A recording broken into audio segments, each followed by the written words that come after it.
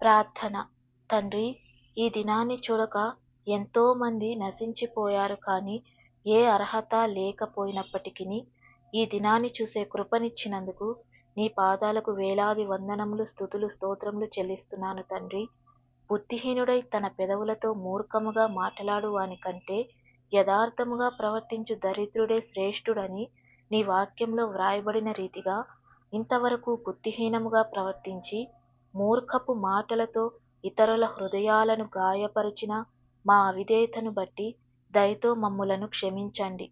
హృదయాంతరంగములను ఎరిగిన దేవా, యథార్థముగా ప్రవర్తించగలిగే కృపను మాకు అనుగ్రహించండి. తొందరపడి నడిచి నీవు చూపించిన మార్గాన్ని తప్పిపోకుండా నీ అడుగు జాడల్లో నడుచుటకు అవసరమైన మెండైన కృపను మా అందరికీ అనుగ్రహించండి.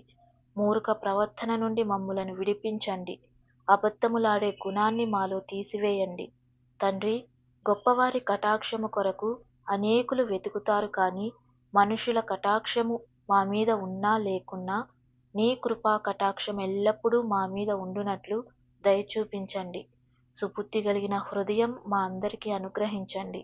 ఇతరుల తప్పులు ఎత్తి చూపించి నిందించే లక్షణం మాలో తొలగించండి.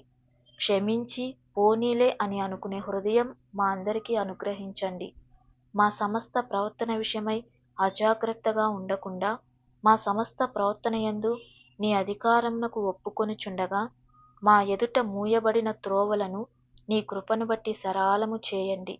ఎల్లప్పుడూ బీదలను కరికరించే హృదయం అనుగ్రహించండి.